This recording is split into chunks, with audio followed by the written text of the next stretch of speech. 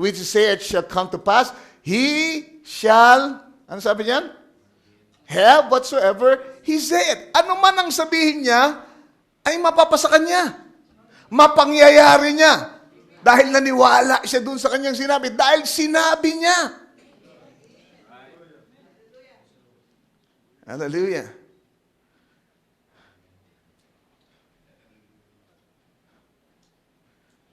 So remember that, it's a powerful thought. Kung anong klase yung bahay nyo ngayon, nilika nyo yan dahil sa mga salita nyo noong mga nakaraang taon. At para yan ay maayos natin, ayusin natin relationship natin kay Lord. Maghihingian tayo ng kapatawaran sa isa't isa. Baba natin yung ating pride. Sabihin natin, pag nagkamali tayo, talagang mali tayo, huwag ka ng mga katuwiran. Diba? Kaya naman nagkakaroon ng diskusyon, walang gustong umamin eh. Kaya lang naman mahaba yung usapan kasi walang nagpapakumbaba.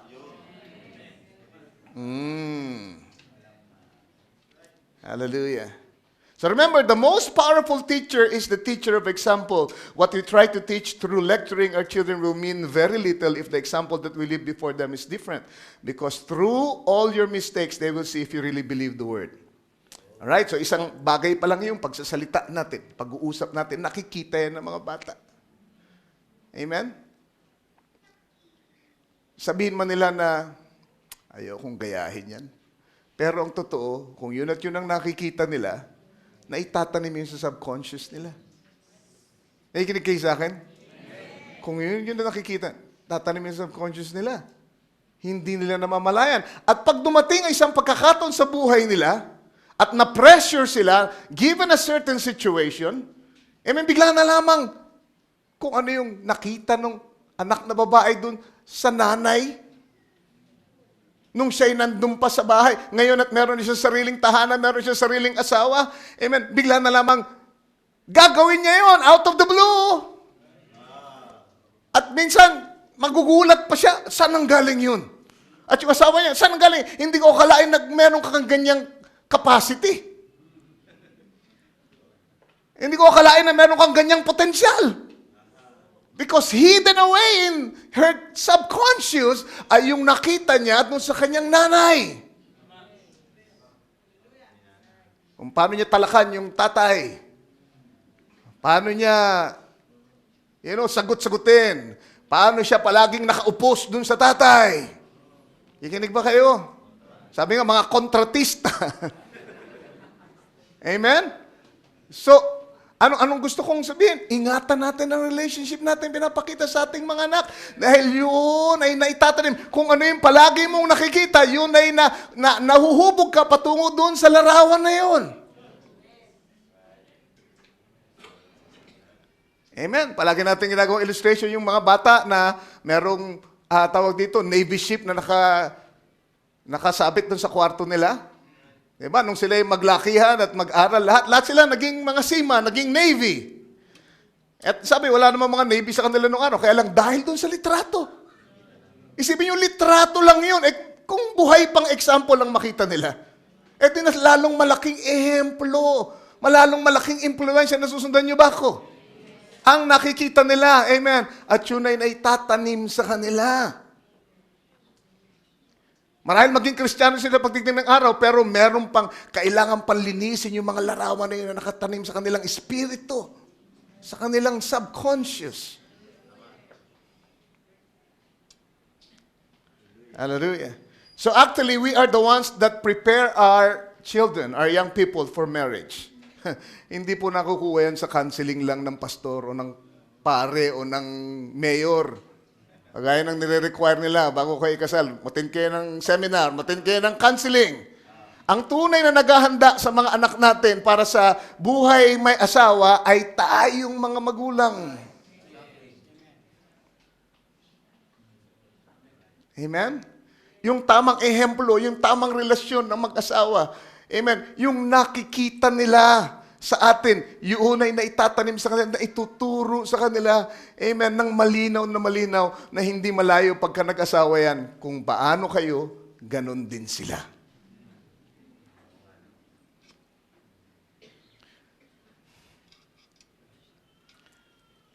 Kaya nga, Ang pagtuturo ay discipleship, di ba? At ang discipleship ay hindi lang basta pagle-lecture, kundi pagsama sa kanila. When you disciple somebody, sinasamahan mo siya. Di ba? Si Lord Jesus Christ, nung mag-disciple siya, hindi niya lang tinuruan, kasama niyang matulog yung mga tao. Bakit? Kasi hindi lang yung salita niya ang importante. Hindi lang yun ang naitatanim. Higit dun sa salita niya ay yung ehemplo ng kanyang buhay ang natututunan ng mga disipulos. Kaya ang ating Panginoon, hindi lang siya nagparinig ng malakas na boses mula sa langit at isa-isa niyang sinabi ang kanyang mga utos, ang kanyang mga statutes, amen, dito sa ibabaw ng lupa para marinig natin. Anong ginawa ni Lord? Nagsaplot siya ng katawang tao. At nabuhay sa kalagitnaan natin para hindi lang salita, kundi maipakita niyang ehemplo. Namuhay siya nakasama natin. That's real discipleship. Nandiyan sa panahon ng kahirapan, ng problema, nandiyan sa panahon ng kagalakan, pinapakita yung tamang reaksyon sa pagpapala, tamang reaksyon sa pagsubok, tamang reaksyon sa harap ng karamdaman, tamang reaksyon sa pakikipagbaka, tamang reaksyon sa panahon na labis-labis ang kagalakan. Paano hinahandle ang emosyon? Amen. Yun ay nakikita lahat ng mga kinasasakupan natin. Hallelujah. Praise the Lord. So, godly role of a real dad and mom, dapat yan ay pinapakita. Amen. Sa ating mga anak, yun ay nagiging isang pangitain. At doon sila nahuhubog. Kaya sabi sa 2 Corinthians 3:18, di ba? But we all with open face, beholding as in a glass. What is this glass? Mirror. The glory of the Lord are changed into the same image from glory to glory, even as by the Spirit of the Lord. Kung ano yung tinitignan mo madalas, kung ano yung nakikita mo, yun ay nakaka-apekto sa'yo, nahuhubog ka patungo sa larawang yun. So we are changed into what we continue to look at and behold. Hallelujah. Ephesians 5:25, basa natin kanina. Ulit, sabi, husbands, love your wives, even as Christ also loved the church and gave himself for it. Ang pinakamalaking regalo, pinakamahalagang regalo na maaring ibigay ng tatay sa kanyang anak na lalaki ay ang magandang ehemplo ng pagmamahal sa asawang babae. May kinukwento si Sister Berry sa akin isang araw. I believe na rin yata sa radio program na parang yun ang patutuo ng isang lalaki na naipakita niya yung tamang pagmamahal, tamang expression ng pagmamahal. Amen. Hindi man sila mayaman, pero yung tamang ehemplo ng pagmamahal ng isang lalaki sa asawa niya, amen, ay naiwan niya sa kanyang mga anak. Na ngayon yung mga anak niyang lalaki, meron ng kanya-kanyang pamilya at napakaliligayan nila doon sa kanilang mga buhay may asawa. Bakit? Kasi iniwanan sila ng regalo ng kanilang tatay at yun ay ehemplo ng tamang pagmamahal. Amen. Praise the Lord. Di bali na wala kayong lupain. Bali na wala kayong bahay na maipapamana. Walang hihigit dun sa magandang ehemplo ng pagmamahal. Pagtrato sa asawang babae. Dahil yan ay isasalin mo sa kanila, sa buhay nila, at isasalin nila sa buhay ng magiging apo mo at ng mga apo nila. Amen. Hallelujah. And that is something eternal, lalo na kung galing yan sa buhay ng Diyos na nagmamanifest sa iyo. Hindi na yan mapipigilan. Yan ay dadaloy pababa at makaka-apekto sa lahat ng magiging karelasyon nila.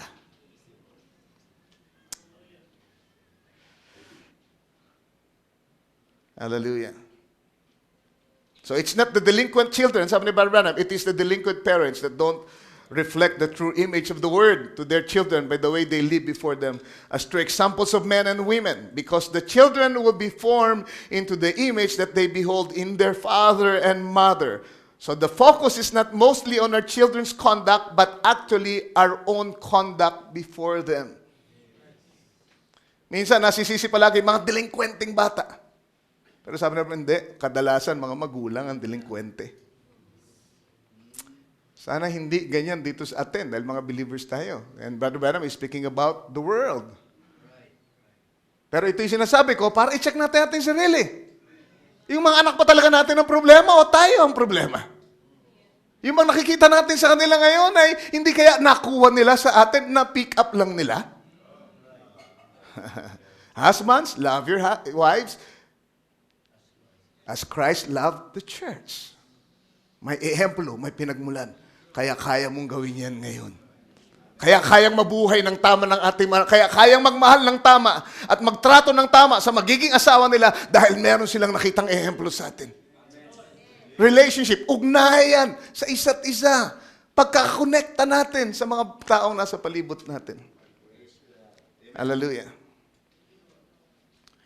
So sabi dun sa verse 24 ng Ephesians 5, bumaling naman sa babae. Therefore, as the church is subject unto Christ, so let the wives be to their own husbands in everything.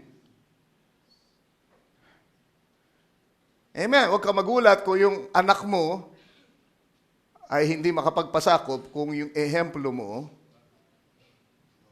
sa kanya nung siya'y lumalaki ay larawan ng di pagpapasakop. Susundan niyo ba ako?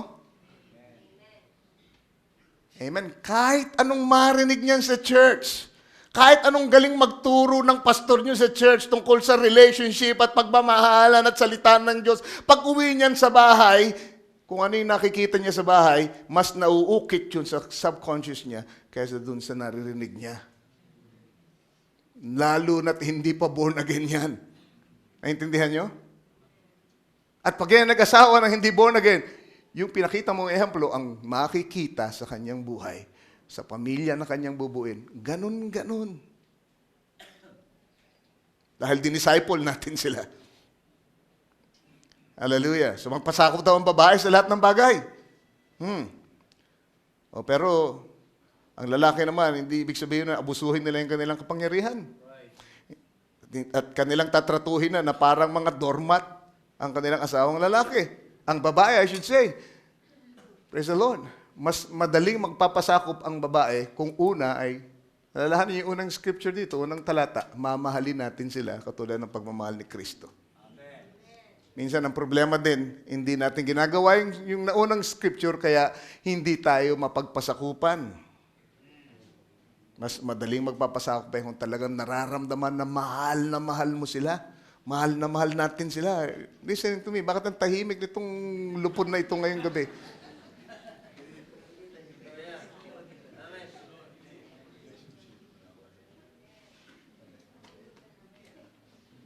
Amen?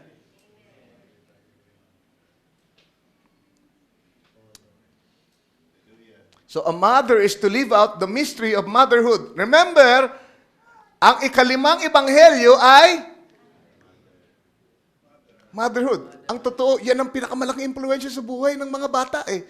Motherhood. Isipin nyo yun, nilinya kayo sa 4 na ebanghelyo. Matthew, Mark, Luke, and John. Panglima, motherhood. Dahil yun, maliban sa mga salita ng Diyos, yung palaging kasama ng mga bata, ang nakaka-apekto sa kanilang buhay.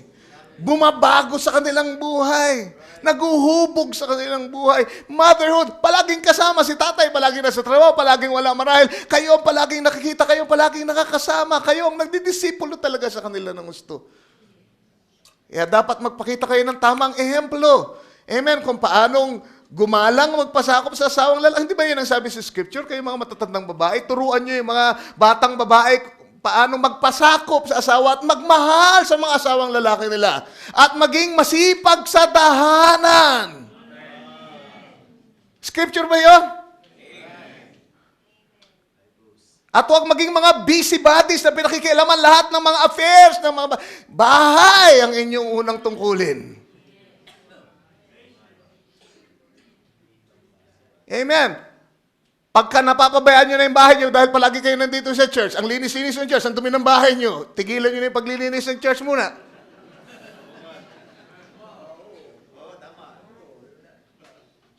Amen? Praise the Lord. Praise the Lord. Well, sana ginagalang nyo ako bilang pastor nyo. Bilang pastor lang naman to. Sa atin lang to. Di ba? Usapang relasyon lang to.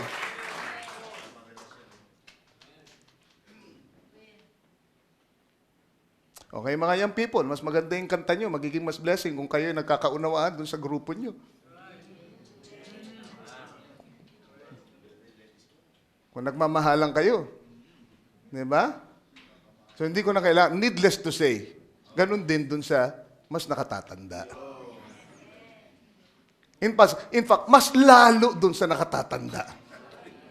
Dahil sila ang ehemplo ng Young People's Choir. Hindi yung Young People's Choir ang dapat, ano kaya sila magsamahan para matuto tayo? Tingnan natin yung mga young people. Baliktad yata, ano? Amen. Amen. Gusto kong marinig yung malakas na boses ng mga choir na pagka kumakanta, mag-amin ng malakas ngayon.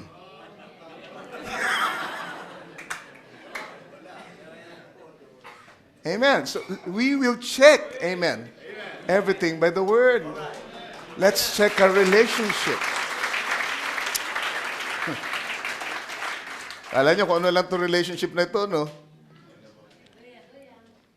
Hindi hiwaga ito. Ito yung mga practical na bagay. Ito ang katotohanan na ating hinaharap ngayon.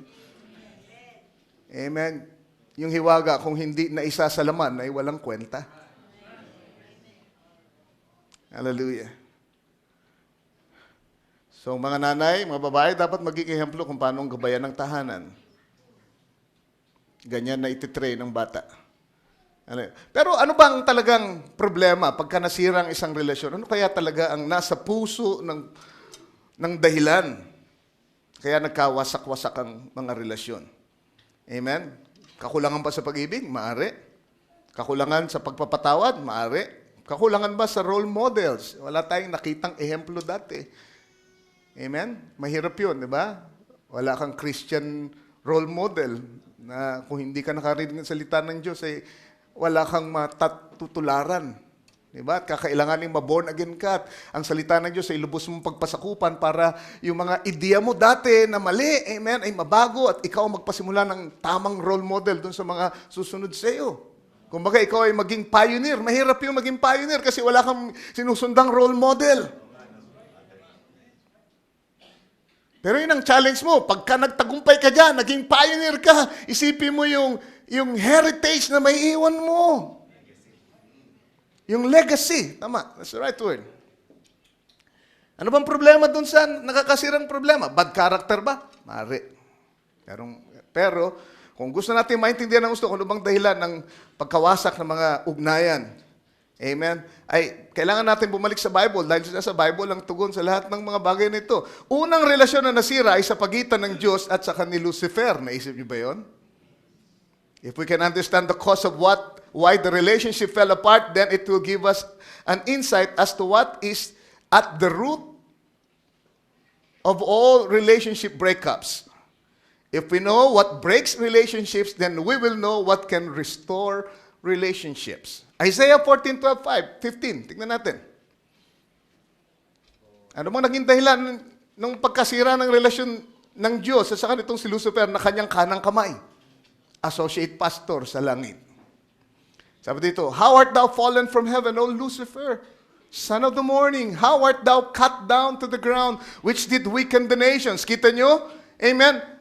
Hindi lang kay Lucifer ang epekto, hindi lang siya ang amen, naapektuhan nung pag-alis niya sa kanyang posisyon, yung pagkasira ng relasyon niya kay Lord. Ang sabi, nung bumaba siya sa lupa, He weakens the nations. Diba? Kagaya ng sabi ko sa inyo nung nakaraang linggo, simula sa problema ni Cain, magkapatid, pagkatapos tribo-tribo ng away, pagkatapos bayan-bayan ng away, bara-barangay ng away, ngayon world war ng away.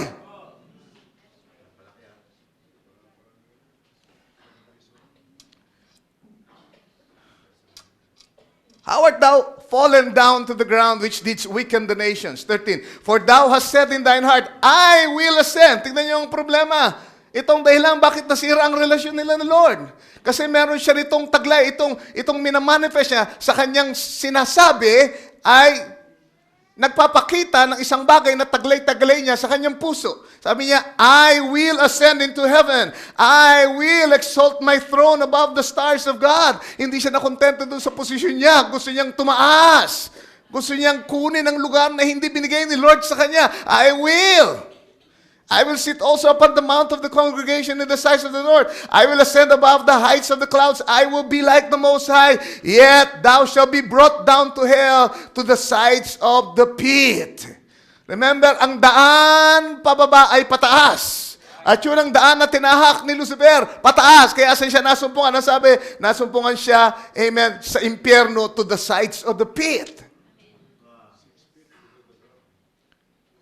So, we see that pride is at the heart of what destroys relationships between people. Yun pala yun. Yun ang nasa puso ng pagkawasak ng mga relasyon. Pagka may pride.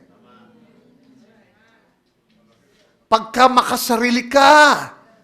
Pagka gusto mo ang mundo ay uminog sa'yo, sa gusto mo, sa nais mo, sa kalooban mo. Then you have a very big problem because kung ano yung nandun kay Lucifer ay meron ka rin. Wala kang ibang inisip kundi yung sarili mo, I will, problem. Yan ang problema sa mata na hindi pwedeng solusyonan ni Brother Arian. I will. Amen. Ang tagle mong attitude ay hindi, thy will be done.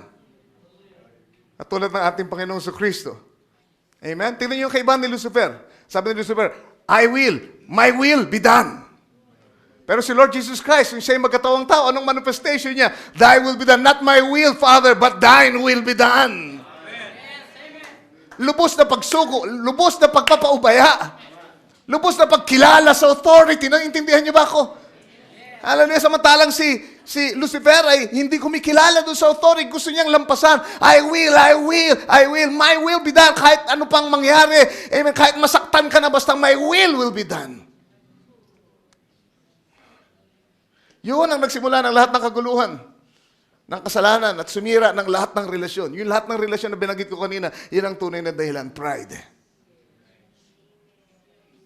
Pangangatwiran laban sa salita ng Diyos. Kita niyo yung ginawa ni Eva? Eve put her own will and reasoning above the Word of God. Yan, naging problema niya. Diba? Tumanggap siya. Pinangatwirahan na niya salita ng Diyos. Tinanggap niya yung reasoning ng serpente. Nagkaisa sila above the Word. Amen. Malinaw na salita. Huwag mong kakainin. Pero pinangatwirahan niya yung sarili niyang kalooban na itinaas niya ng higit kaysa sa salita ng Diyos. Dahil gusto niyang, amen, magkaroon ng bagong kaalaman. Yun ang sumira. Pero ang nagpanumbalik naman sa atin sa relasyon sa Diyos ay nang bumaba ang ating Panginoong Kristo at sabihin niya, not my will, but thine will be done. Amen. Tingnan niyo ang Jonah chapter 1 verse 1 to 3. Sabi niya, now the word of the Lord came unto Jonah the son of Amittai, saying, the word of the Lord. Anong word of the Lord? Yun yung will ni Lord. At yun yung dumating kay John, anong panahon yun? Yun ang salita, kalooban ng Diyos na nahayag sa kanyang panahon. Or the message of the hour. The word of the Lord came unto Jonah, the son of Amittai. So pwede natin sabihin, the word of the Lord by the message came to us in this day and hour. In this day and age. Naintindihan nyo? And that's the perfect will of the Lord. Tingnan natin ang reaksyon nyo dun sa mensaheng dumating sa inyo. Magpapasakop ba kayo o inyong itataas ang inyong sariling kalooban over the word? Ang sabi, dumating raw kay Jonah.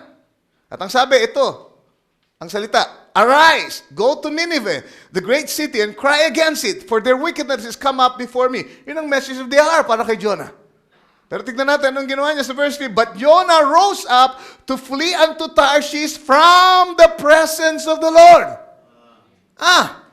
Bakit binagkit siya yung presence of the Lord? Saan ba siya umalis? Saan siya tumalikod? Doon sa salitang nahayag. Doon sa salita ng Diyos na ipinahayag sa kanya. Nung siya hindi sumunod doon, nung siya tumalikod doon, nung di siya magpasakop, ang sabi, siya ay tumakbo sa presensya ng Panginoon. Nakita niyo ba yun? Amen? Maring sabihin niyo, basta ako nararamdaman ko yung presensya ni Lord. Wala akong pakialam sa sinasabi ni Brother Ray. Wala akong sinasabi ni Brother Branham. Basta ako, importante, meron pa rin ako, nanalangin pa rin ako. No, pag umalis ka sa salita ng Diyos na nanghayag sa iyong panahon, ikaw ay tumakas sa presensya ni Lord. Baka yung sinasabi mong presensya, kiliti ni Satanas yan. At ikaw ay pwede niyang dayain sa pamagitan ng emosyon, ng, amen, kung anong nararamdaman yan.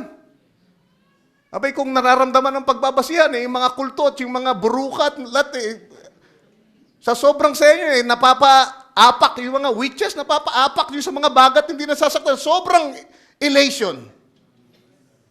Pero yung ba, presensya ni Lord? Ang presensya ni Lord ay ang salita niyang nahayag. Kita niyo, nung tumalikod si Jonah doon, kanino raw siya tumakas? Sa presensya ni Lord. Praise the Lord. Yung mga babae, pag naggugupit ng buhok, sila'y tumatakas sa presensya ni Lord. Praise the Lord. Because it's the word of the Lord. Kala nyo, ganun-ganun lang yun. It was Jonah's own self-will that put him out of the presence of the will of God. And that's what caused the judgment to come upon him. Ano nangyari? Kinain siya ng balyena. Kasi tumakas siya sa presensya. Kung hindi siya nagsisi, tumawag sa Panginoon at muli pinasakop niya ang kanyang sarili sa kalooban ni Lord. Amen. Hindi may papanumbalik yung relasyon nila ni Lord. Pero dahil sa nagsisi siya, yun ang susi. Magpakumbaba. Magpasakop sa salita ng Diyos. The relationship will be restored. Ephesians 5:21, sabi, submitting yourselves one to another. Ito na yung susi na sinasabi ko. Si Jonah, nag-submit. Sa wakas, na-realize niya, walang saysay na lumaban sa kalooban ni Lord. Now I'll submit. Now I'll repent. Turn around, babaguhin ko ang aking isip at magpapasakop ako sa kanyang salita. Submitting yourselves one to another in the fear of God. Submitting is the surrender of one's own will to another. Be subject unto. Yun ibig sabihin ng submitting. So ito ay utos ni Lord, mapababae, mapalalaki, mapaasawang lalaki, mapaasawang babae, mapa mga anak, mapa mga believers, mapapastor. Sabi kayo daw ay magpasakop sa isa't isa. Ito ang susi ng magandang relasyon. Amen. Tingnan natin kung paano natin ito ipapaliwanag. Sabi, wives, submit yourselves unto your own husbands. Yan lang nakikita ng mga lalaki. Kita nyo? Sabi, sa Biblia, linaw-linaw, pasakop kayo sa amin. Dahil ang sabi sa verse 23, sabi, tignan nyo, mga asawang babae, for the husband is the head of the wife. Kita nyo? Kami ulo eh. Even as Christ is the head of the church, and He's the Savior of the body, the man is supposed to submit to Christ. Alalahanin nyo, hindi lang ang babae ang nagpapasakop, ang mga lalaki may ulo din, at yun ay si Kristo. At mananagot kayo dun sa ulo nyo, pagka mali ang trato nyo dun sa asawa nyong babae. Alright? Therefore, as the church is subject unto Christ, so let the wives be to their own husbands in everything. Husbands, love your wives, even as Christ also loved the church and gave Himself for it. 1 Peter 3:7. Gusto ko ipakita sa inyo itong scripture na ito. Now, para pakita ko sa inyo, mga lalaki, yung submission na hinahanap ni Lord sa inyo. Sabi, likewise, ye husbands, dwell with them. Ang tinutukoy dito yung mga asawang babae. Pakisamahan nyo raw sila ayon according to knowledge. Giving honor unto the wife as unto the weaker vessel. Pakisamahan niyo yung asawa niyong mga asawa niyong babae ayon sa pagkakakilala niyo sa kanila. Alright, ano ito? Dito pumapasok yung pagpapasakop natin. Hindi porket ulo tayo, hindi na tayo magpapasakop. Alright? So mga babae, huwag niyong iisipin na ako ay kalaban niyo. Baka kasi ganun ang dating ko sa inyo kanina. Hindi. Di ba? Pagalitan natin itong mga lalaki ito ngayon. Sabi, kayong mga lalaki, pakisamahan yung mga babae ayon sa pagkakilala. Yung ibig sabihin ng knowledge dun. Pagkakilala nyo dun sa asawa nyong babae. At nilinaw, giving honor unto the wife as unto the weaker vessel. Si Lord may sabi no, mas mahinang sisidlan yan. Kaya pakitunguhan nyo sila ayon sa kanilang kalagayan. Hindi yung porkit kayo ang ulo, ay bay, tatratuhin nyo na lang ng basta-basta, alalahanin nyo, madaling mabasag yan. Kaya dapat kayo ay gentleman dyan.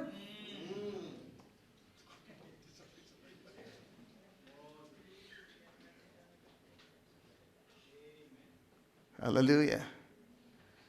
Dapat alam nyo kung ano yung kahinaan nila. Dapat kilala nyo sila at kayo ay tumatrato sa kanila ayon dun sa pagkakakilala nyo sa kanila. Alam nyo na yung babae ay palaging nangailangan ma-reassure ng yung pagmamahal sa kanila. Natural yun sa babae. Lalaki, minsan lang sabihin mo, niwala yan. Yung babae, gusto niya palagi sinasabihin, I love you. Gusto niya palaging papakita ka, meron kang pasalubong para ipakita, mahal kita talaga, huwag mong kakalimutan yan. Weaker vessel yan eh. Di ba? Kasi pagka hindi niyo ni-reassure yung pagmamahal niyo, maghahanap yan ng, magre-reassure sa kanila ng pag-ibig nila. Totoo yun. Dahil yun ang nature ng babae. Mahinang sisidlan sila. Dapat alamin niyo kung ano yung love language nila. Sabi nga ng tinuro ko minsan, di ba? Di ba? Alamin niyo yung kahinaan. Dapat alam niyo yung nagpapaligaya sa kanila. Pakisamahan niyo sila ng may pagkakaalam, pagkakakilala sa kanila. Kung mahilig sila dun sa regalo, regaluhan mo sila palagi. Ano yun? Nagpapasakop ka dun sa hilig ng asawa mo. Pagpapasakop yun. Dahil mahal mo siya. Gusto mo siyang paligayahin, gusto mo siyang pasayahin. Di ba? Si Lord Jesus Christ, alam niya yun eh. Meron mga tao na mahilig sa kaloob. Isang church, bigyan niya ng maraming kaloob kasi masaya kayo dyan eh. Sige. Parang bata pa kayo. Sige, magpakaligaya kayo dyan. Di ba? Kung ano yung gusto niya, kung ano yung nagpapasaya sa iglesia, binibigay niya. Bakit? Ano yun? He's submitting himself actually to the, amen, kung ano man yung kalagayan ng iglesia. Ba't hindi nagturo si Lord Jesus Christ ng Revelation of the Seven Seals at lahat ng mga hiwagat sa mga nasa panahon ni Luther? The Lord actually was submitting himself to the level of the Lutherans. Yun lang ang kaya nila ngayon. Hanggang doon lang sila. Hindi ko ipapakita sa kanila ako isang dakilang Diyos na maraming mga hiwaga at pagka hindi nila ako naintindihan, wala sila sa kaharian ko. No! Inabot niya yung mga Lutherans at nag-deal siya sa way of justification. Kasi yun lang ang kaya nila. Nag-submit si Lord sa iglesia. Praise the Lord. Mahilig sa pasalubong na siopaw. Pasalubong mo palagi. Yun ang love language niya eh, di ba? Parang pag di mo napasalubungan eh, hindi mo na siya mahal. Di ba? Ayaw niya, I love you, kasi iba, nagsusuya to, I love you, wala ka naman pasalubong. Alamin mo yung love language. Di ba? Yung iba naman, di ba, na walang pasalubong, basta may konting tapik sa hipo sa kamay, himas sa kamay, at sabay-sabay, I love you, dear. Yung kasi yung love language niya eh. Mag-submit ka ron. Ano kayo, mga lalaki kayo? Kala niyo, babae lang magpapasakop? Kung gusto ng asawa niyo, kung ang love language nila, nasisiyan sila pag nakikita nila, nagre-repair ka ng bubong. Diba? Nagre-repair ka ng mga gripo at nagwawalis ka dun sa bakuran, service naman yung love language nila. Huwag mo kong daanin sa pasalubong, sabi ng ibang mga babae. Nanggigitata yung ano natin, yung gripo natin at tagal na tumutulo. Ang laki ng binabayaran natin buwan-buwan. Love you ka niya, pasalubong ka. Ayusin mo yung gripo natin. Pasakop ka. Diba? Yung mababae, mas gusto nila yung nanggigitata ka. Lalaki yung dating mo.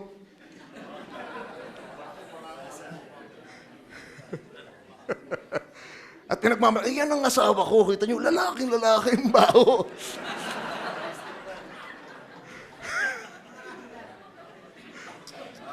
But that's the truth.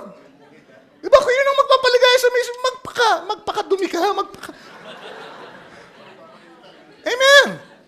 Dahil lang sa mahal mo yung asawa mo, nagpapaligaya sa kahit na hindi ka ganun, kahit na ballpen lang kaya mo hawakan dati, mag-aaral ka humawak ng martilyo. Bakit? Nagpapasakop ka sa asawa mong babae. ako sa inyo mga asawang babae, sasabihin ko na sa mga asawa nyo lalaki kung ano ang love language nyo. Magmula ngayon. At i-report nyo sa akin pagka kung ano man ang maging tugon ng mga lalaking yan. Para mabigyan natin ng part 2. Ito. Hindi, part 2 para sa lalaki lang. Ang sabi, kita nyo, dwell with them according to knowledge. Napakita ko na yung punto ko. Giving honor unto the wife, parangalan nyo sila as unto the weaker vessel. And as being heirs together of the grace of life. Kasama niya magiging tagapagmana ng buhay. Biyaya ng buhay. At anong kasunod? That your prayers be not hindered. Pag di kayo nagpapasakop sa isa't isa, wag na kayong umattend ng prayer meeting. Walang saysay itong pagpunta nyo rito. Huwag na kayong luluhod-luhod pagkatapos mag-preach ni Brother Ray. Hindi naman pala kayo nagpapasakop sa isa't isa. Mga lalaki, magpasakop sa babae. Mga babae, magpasakop sa lalaki. Pastor, magpasakop sa congregation. Congregation, pasakop sa pastor. Diba? Hindi ko maintindihan yung mga pastor na alam niya, ang daming mga baguhan ay ang preaching na lang, puro ang lalalim na hindi maintindihan. Dahil gusto niya ipakita na nasa word na ako, nasa revelation na ako, nasa third pull na ako. Ang pastor ay dapat magpasakop sa congregation. At minsan na kailangan magpakababa siya para abutin yung mga bago. Kailangan magturo siya ng mga practical na bagay para para maituwid ang relasyon sa tahanan.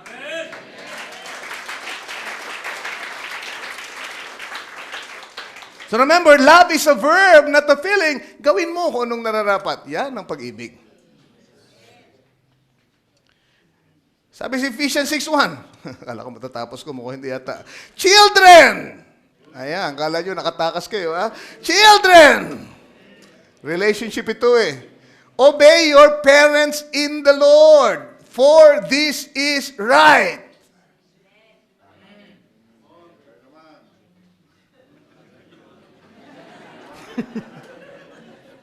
Gusto yung gumawa ng tama? Amen? Ito siguradong tama pag sumunod kayo sa inyong mga magulang. For this is right. By pagkakataon nyo na to, kung palagi yung sinasabihan, mali na naman yung ginawa mo, ito, sigurado tama. Pag sumunod ka sa iyong magulang. Magulang sa Panginoon. Ay, lalo kung mananampalataya. In the Lord yan. In the Lord yan. At minsan parang, sa palagay mo, sa tansya ko, mas tama yung diskarte ko kay nanay eh. Parang mas tama yung silip ko.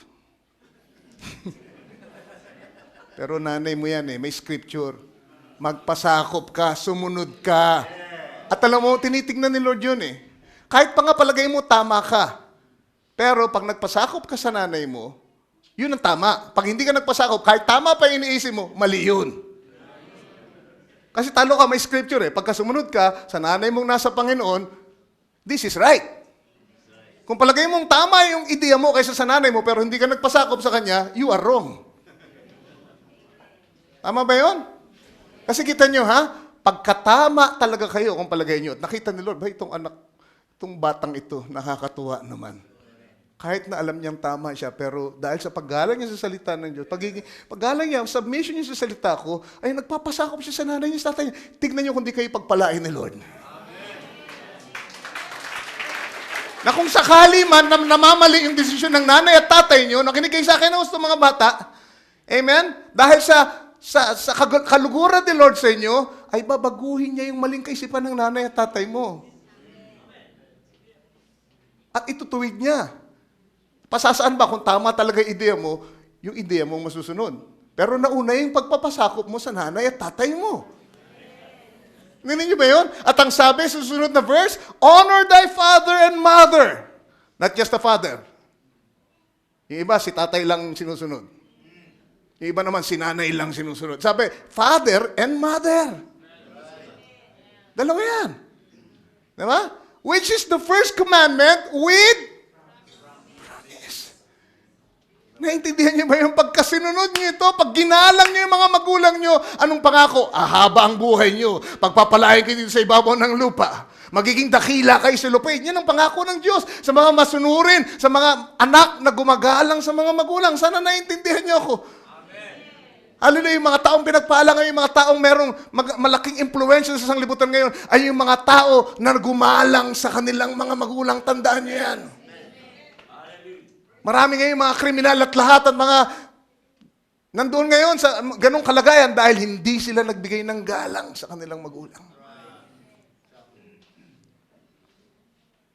Dahil may pangako. Tanging, ang unang utos na may pangako ay igalang nyo inyong mga magulang. Hallelujah. So magpasakop sa isa't isa. Not my will, but your will be done. Alright. Tapusin ko.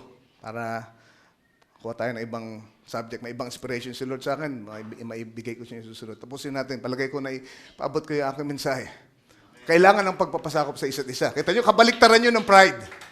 Na I will, I will. Yan ang problema ngayon, di ba? Yan ang panahon natin. I will, iPod, iPad.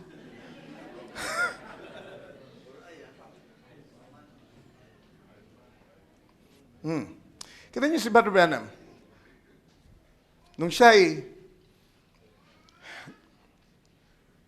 tumawid doon sa bakuran, kung saan naroon yung killer bull. Naalala niyo ba yun, yung kwento ni Brother Branham?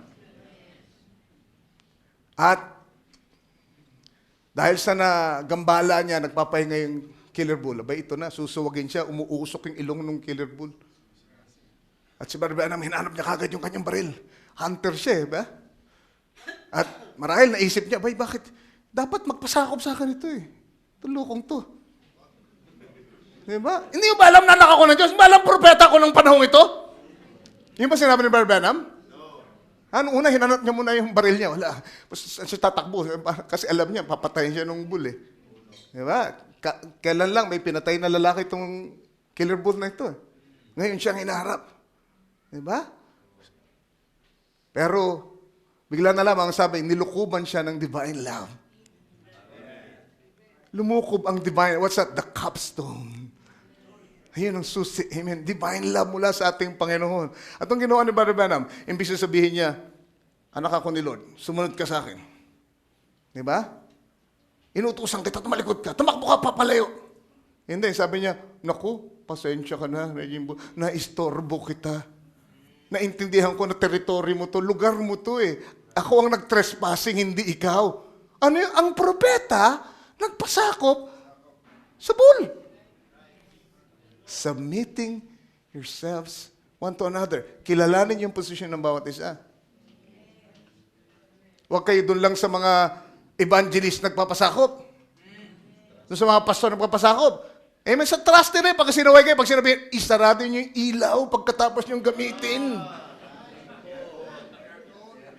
Amen. Pag gumamit kayo ng hose, ng gripo dun sa likod, tiyakin nyo na naisasarado nyo. Kasi minsan na papabayaan nyo dahil sa hose yung ginamit nyo, akala nyo, pagkat binaluktot nyo yung hose, ay nakasarado na. Hindi, nakabukas pa yun sa gripo. Wag lang kayo kay pastor magpasakop. Pasakop kayo sa mga trustee na nangangalaga ng mga bagay-bagay dito sa iglesia. Tiyakin nyo na kasi meron tayo, yung bill natin dati, magkano lang? Pasensya na po kayo mga nasa streaming. Usapang church lang po ito. Magkano lang yung ating, pero nitong nakaraan, 1,000 yata ang tubig at 3,000 pa. Paano? Kasi merong mga bata na gumagamit doon sa likod, ganun ginagawa, bubuksan, siguro, titiklop lang na ganun yung hose, no, Barsok, no, sisiksik, wala na. Pag umunat yun, patay tayo dyan. Baha doon. Amen. Hindi naman nag-undoy, nagugulat si Barsok, bakit baha ngayon dito sa atin? Yung pala, merong hose na hindi nasara. Yung pala, kasi nagwawalang bahala tayo sa mga maliliit na paalala. Di ba? Yung mga switch, siguraduhin nyo, pinapatay nyo bago kayo umalis pagkatapos nyo mag-practice.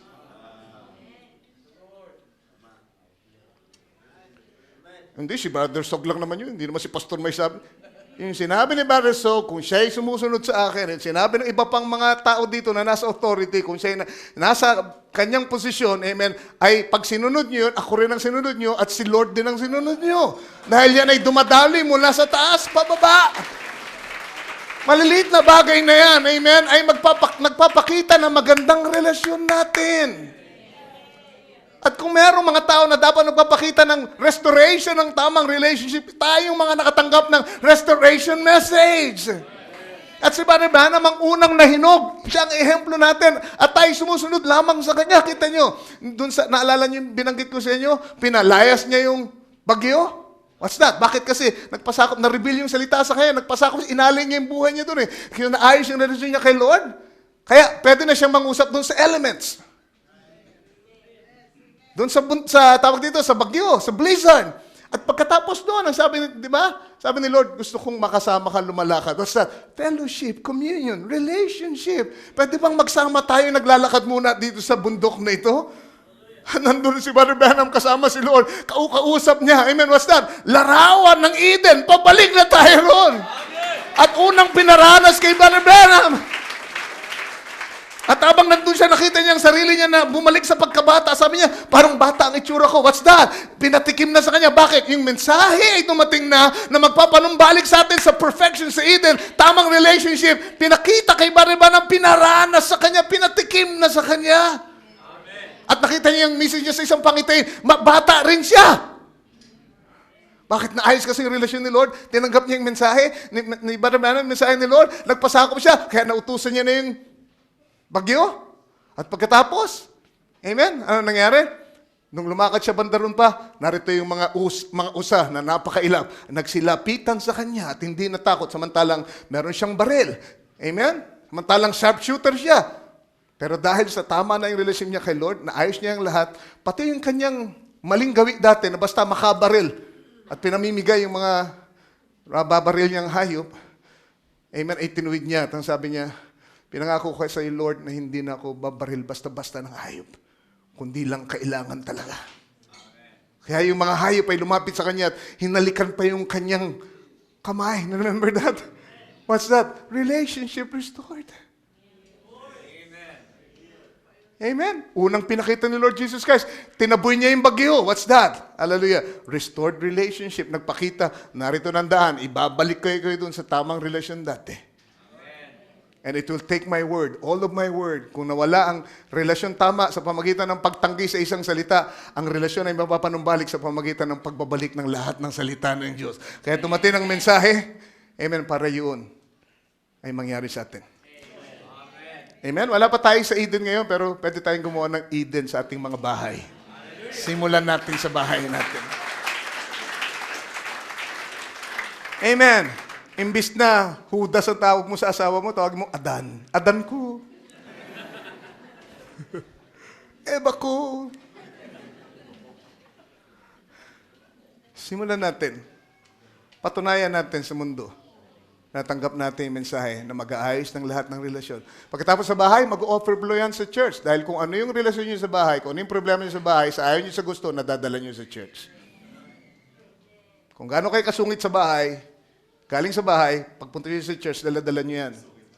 Kaya kung ayusin nyo yung bahay nyo, ayusin yung relationship, mag-overflow yan sa church, magkakaroon tayo ng magandang relasyon dito sa church. Amen.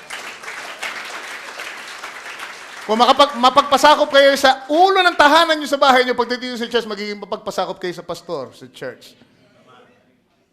At sa iba pang mga elders. Ganun lang yun eh. And then, praise the Lord, mag-flow yan. Connect-connecta na. Pati yung relasyon sa hayop.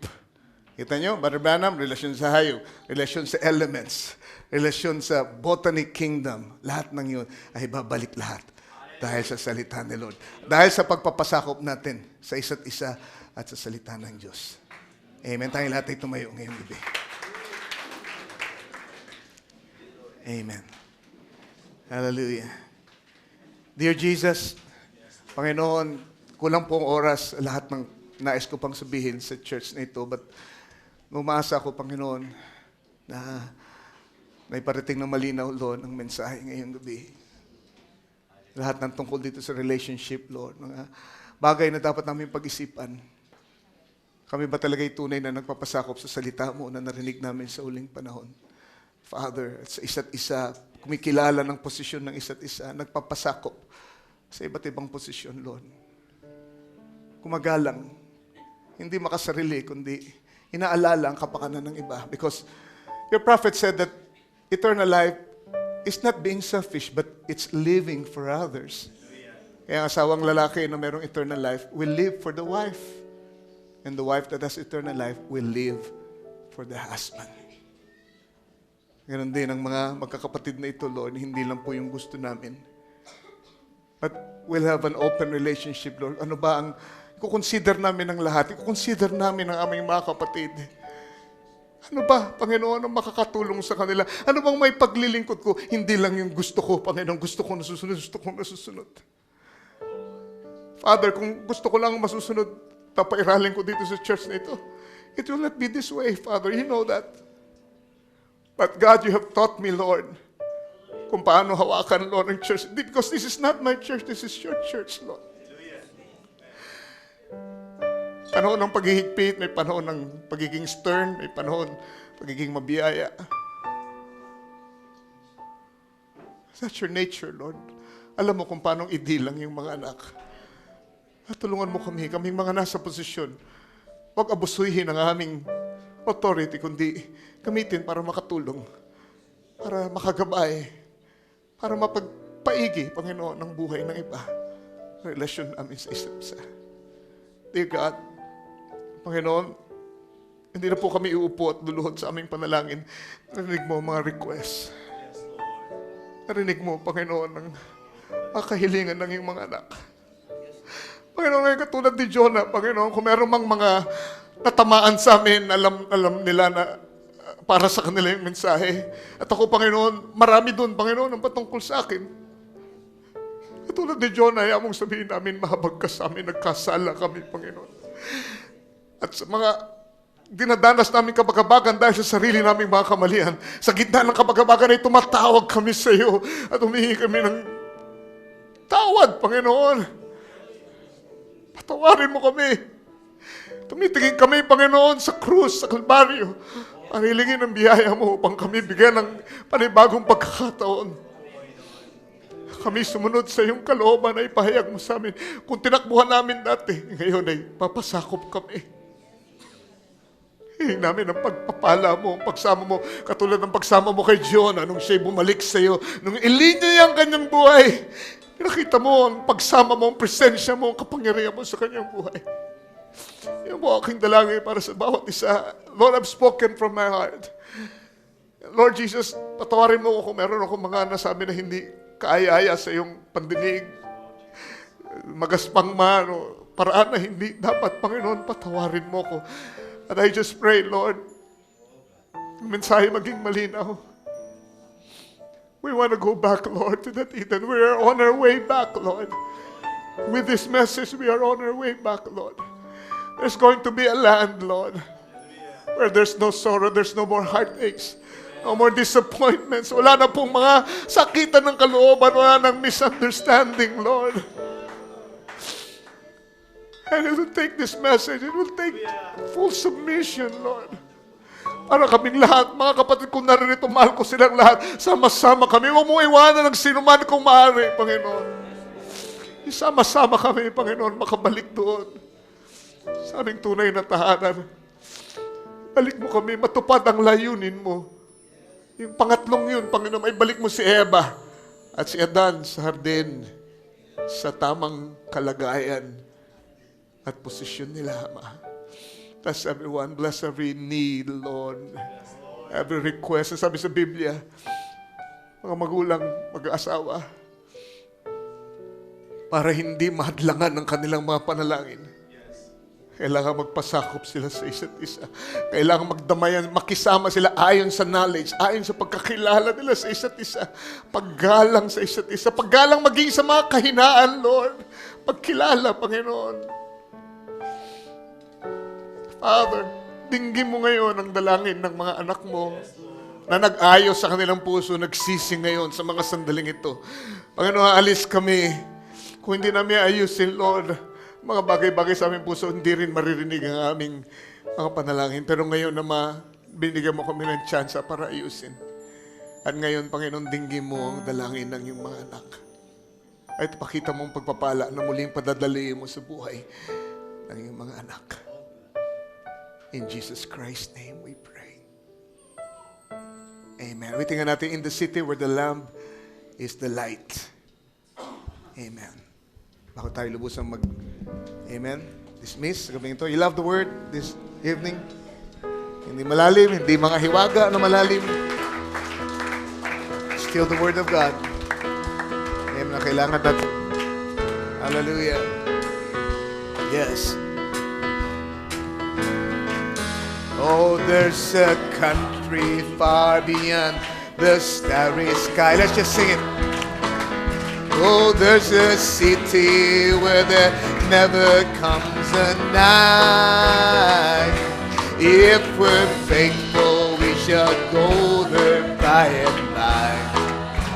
Yes, Lord, it's the city where the Lamb is the light.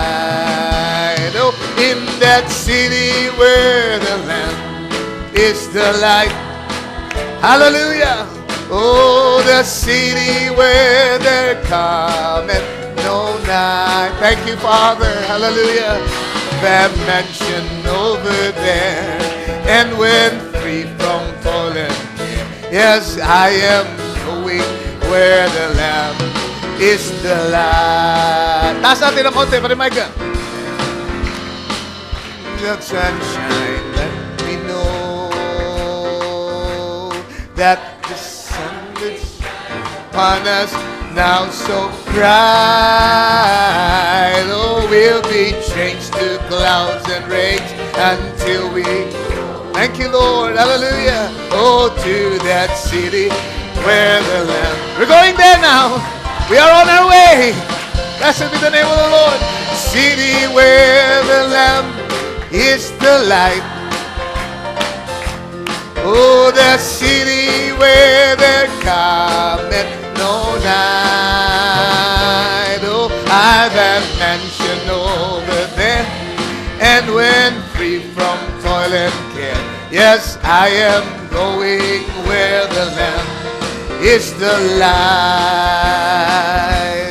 There the flowers bloom forever, and the day, think of it now, hallelujah, shall be one eternal day without a night. Oh, and our tears shall be forever wiped away. Hallelujah. Glory to God. Oh, in that city where the Lamb is the light. Amen. Sipin nyo, magsasama-sama tayo doon. Kasama ang mga leon, kasama ang mga oso, kasama ang mapapangis na hayop na kilala natin dito. Sila'y magiging maamo sa atin. Hallelujah! Oh, I've been mentioned. Glory to God. Yes, I am going where the Lamb is the light. Oh, here we have our disappointments all the while. Amen. Hallelujah. Our fondest hopes but meet with bitter blight. Oh, though by night we weep, the morning brings a smile. Glory, hallelujah, in that city where the Lamb is the light. Oh, in that city where the Lamb is the light. City where there cometh no night. Oh, a mansion over there. Glory! From toil and care. Yes, I am going where the Lamb is the light. Sing it now all together. Sunlight fade, let twilight bring its gloom. Amen. Oh, not a shadow can my blissful soul affright. Wonderful, for I know that up in heaven there is room. Yes, Lord. in that city where the Lamb is the light.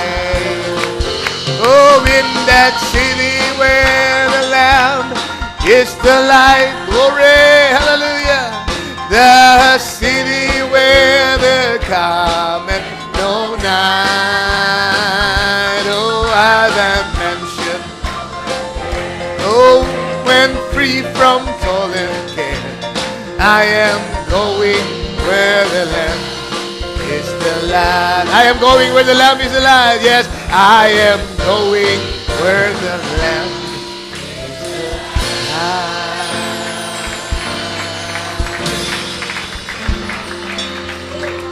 We are going to that city.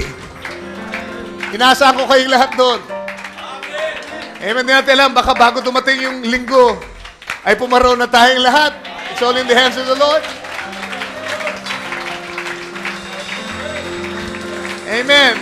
Think of the power of God, power of His forgiveness. Ngayong gabi, kung nagkamali man kayo, marami kayong, alam nyong, mali. Ayon doon sa akin ay pangaral sa buhay nyo, mga gawin yung mali. Pero kung inyong hiningi ng tawad ngayon, it's all under the blood.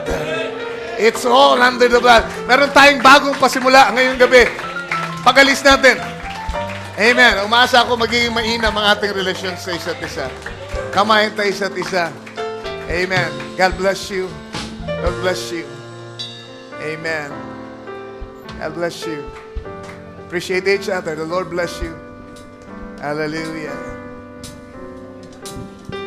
Blessed be the tie that binds our hearts in Christian love. Habang i-dismiss natin ang gawain, the Lord bless you. Love you with the love of the Lord. Blessed be the tie that binds. Yes, Lord.